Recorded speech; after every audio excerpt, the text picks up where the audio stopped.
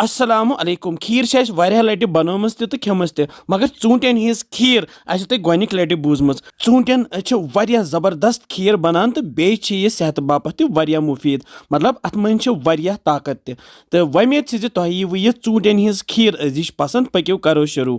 आज चूंटियन हुंद सीजन तो मे यम जो चूंट यम थे मे छलित कि तुम हेक्यो कह ते चूंट इस्तेमाल कर चाहे सो डिलिशियस आसा या अंबर आसा तो यम चूंट थे मे जलित मे न्यू ये त्रामो पलेट तो अत पे थो मे यम मुज क्रोंड तो यमन चूंटन करो अस कदूकश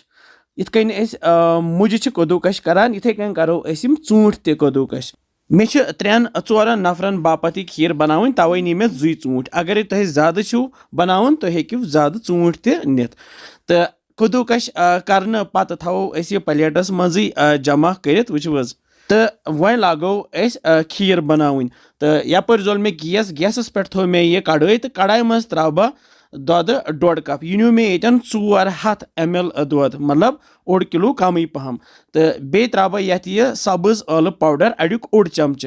तो अस गो ये रलावान तो प्राड़ो यूत काल ये ग्रेख ये तो ग्रेख युथी त्रो अस यह कदूकश करित चूंट ये अत सारी हन त्रावन ऊर तो अमे पत त्रा बह ये खंड चमच 2 खंड कूता तुम खेवान पन्ने हिसाब त्रो तुम कम ज्यादा या अगर नहीं तुम खंड आसो पसंद तो हेक्यू ये मश प्यून त्रित या चूंटिस मज पनुन खंड ओरे तो तुम हेक्यू तम बगैर त बनत ये त्रा बह ये होक दोद पाउडर 3 चमच यह होक दोद पाउडर सह मजेदार तगान तो बे करान ये खोई कम मतलब इस खोया इस्तेमाल करान तम बदल हेको अस ये होक दोद इस्तेमाल कर तो यह मजेदार गसान अम सत बे त्रा बह ये होक खूपर चमच 2 तो बह त्रा ये खरबूज ब्योल 2 चमच खरबूज ब्योल ये ऑप्शनल अगर नहीं यह अम बगैर तको बनत बे थे मे क्या ड्राई फ्रूट मिक्सड ये लक्च ताई मज ये मन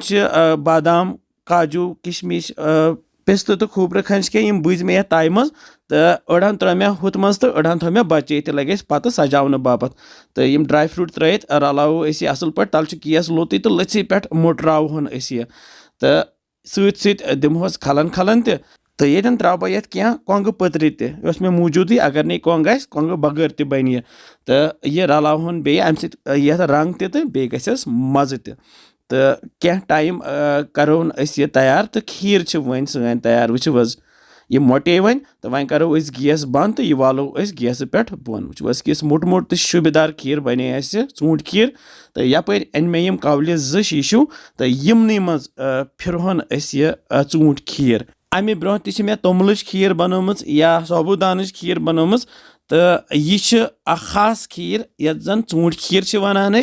तो तुम बनजो जरूरी तो वो मज़ क्युत अत गसान 2 कवलन मज फिर यह तो अड़ान हुरे अत नेरन बे 2 नफर तो ये त्रा बह पे खरबूज ब्योल तुह गर ड्राई फ्रूट तुम हेक्यू तमिक इस्तेमाल कर तो पे त्रोस